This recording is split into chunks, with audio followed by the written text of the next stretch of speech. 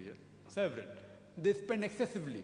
Quran says in Surah Isra chapter 17 verse 25-26 that if you're a spendthrift, you're the brother of the devil.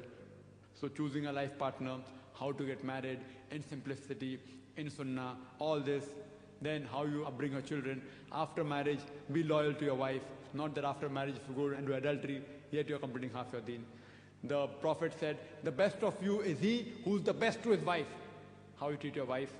The Quran says in Surah Nisa chapter 4 verse 19, treat your wife with equity and kindness even if you dislike her. Even if you dislike your wife, the Quran says, treat her with equity and kindness. People give dowry in the Eastern world, in India, from the woman. In Islam, you have to give mahr.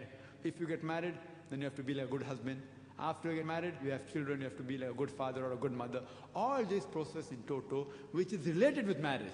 If you do all of these constitute half the deen. To be a good mother, to be a good father, to be a good husband, to be a good wife, not to be extravagant. All these process to abstain from adultery, homosexuality, promiscuity, all these nearly constitute half the teachings of Islam.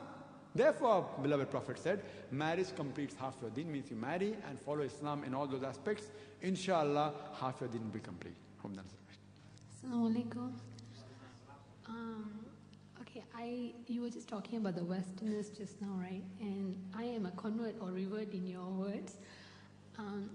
And before I converted, I had a very bad picture about Islam. I mean, I sorry to say, but I hated Islam.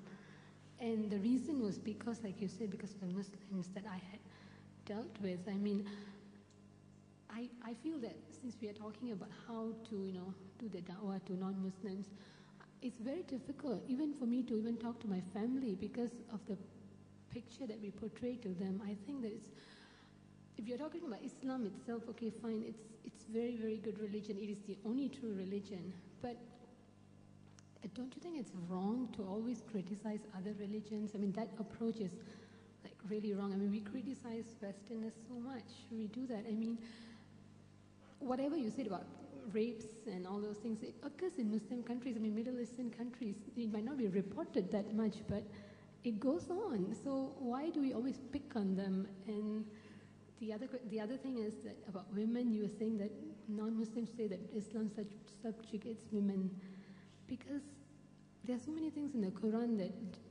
refers to males and females, but somehow whatever that refers to males is just ignored, and everything that refers to females is pressed so hard. Like you were just saying that virtuous husband and wife, but no, I mean, I've only heard it when I've read all the books. It's like, oh, you're supposed to get a virtuous wife, and I mean, everything is towards the women only. So why do we do that? It's very difficult to convince a non-Muslim because we do that.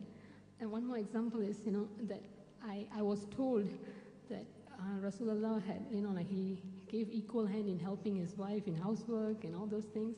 But why do we only have books on how to be a good wife? Why don't we ever have lectures or anything on how to be a good husband?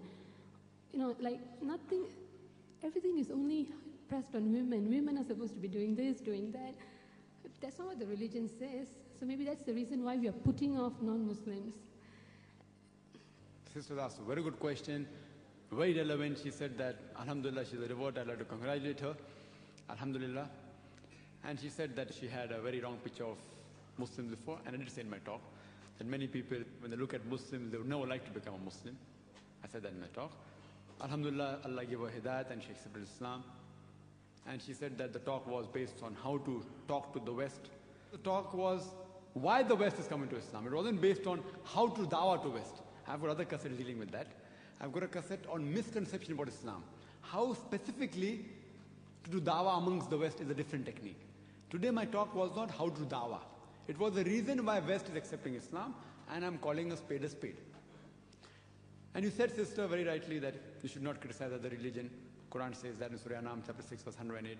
Revile not those whom they worship God besides Allah, lest in the ignorance they will revile Allah subhanahu wa ta'ala. But the Quran also says in Surah Isra chapter number 17, verse number 81 and 82, وَقُلْ جَعَ الْحَقْ وَزَاقَ الْبَاطِلِ إِنَّ الْبَاطِلَ كَانَ زَهُوقًا. That when truth is hurled against falsehood, falsehood perishes. For its nature, falsehood is bound to perish. You said that I was criticizing the Western world and talking about X, Y, Z.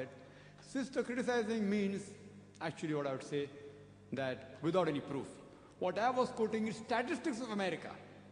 So if Americans want to criticize America, and if I'm quoting them, then why are you blaming me? Criticizing means what? Actually what I would say, that picking up points and twisting them, like the Westerners do. I'm sorry, I'm blaming them again, but that's a fact. I have to call a spade, and the Westerners love calling a spade, and they are proud to call a spade. They say, no, we are bold, we are truthful. Alhamdulillah, even I am truthful. It may not go down their throat, that's a different thing. They show in the media the women are subjugated, etc., and I've given a talk on that to clarify. So sister, what I was doing, I was quoting FBI report, written not by Muslims, by the Westerners, quoting statistics of rape, not by Muslims, by non-Muslim Westerners, about adultery, about incest. I'm only quoting the statistics. And when I quote to them, they cannot say Zakir is criticizing, because you know why? I'm quoting from their statistics. If I say, Mr. Ahmad Ali said this, so they'll say, okay, this one is pulling a fast one. I'm not quoting Ahmad Ali or Sultan Bhai, I'm quoting their statistics. So therefore, I'm using my hikmah system. And besides, they're saying that even rape takes place in other countries, it's not reported. Sister, I would like to disagree with you. Rape takes more in the Western country, it's not reported there. It is so common. Rape is so common, it's not worth reporting. I've been to West, hardly I read any cases of rape. It is so common, it's a day-to-day life, it's not reported, sister. If it is reported in news brief, if a rape takes place in other countries, headlines. It does take, not that it doesn't take place. It takes place throughout the world. Least rape is where? You're talking Muslim countries, it does take. Those Muslim countries which do not follow the Islamic law, it takes place. So the least rate of rape is in which country, sister? Which country? Least rape in the world. It's in Saudi Arabia. Least rape.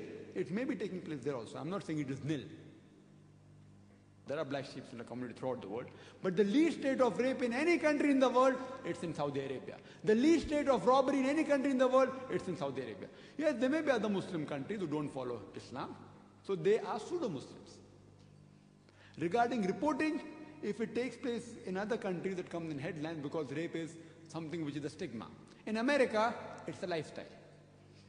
Like as the doctor said, if a patient comes, I have a VD, doctor says, and I have. So nothing great. They are shameless. According to me, they are shameless. According to them, it's fine. So sister, when I'm calling a spade, I have to call it. I use the best words, public property, but that's a fact. So people may say I criticize, but I have to call a spade. And that's the reason the Westerners like it, alhamdulillah. So regarding your first thing that I'm criticizing them, I'm quoting the statistics. Like for example, the Quran says, do da'wah with hikmah. Udu ila sabri rabbika bil hikmah wal mawzat al hasna wajadilhum billati ahsan. Invite all to the way of the Lord with wisdom and belief, preaching and argue with them and reason with them in the ways that are best and most gracious. Beloved Prophet said to the Christians, wala taqulu salasa, Quran says that. When you tell a Christian, do not say Trinity, they say, stop it, it's better for you. Even if you say it in the best form, he's bound to feel hurt. See, when you take out the faults of a person, the best way you say, he's bound to feel hurt. When I tell a Christian, why do you worship Jesus Christ? Even if I say with love and care, he's bound to feel hurt. So I have to say in the best way, which is acceptable, but he's bound to feel hurt. Not that I'm going out of the way to insult them. I'm giving the statistics. That was regarding your second part. Regarding a third part, that why do Muslim scholars and speakers speak about women, only picking up verses of the women and not talking about what rights men have to do? Sister, I think you should see my cassette, Women's Rights in Islam. And after I give that talk, people say, when am I going to give a talk, men's rights?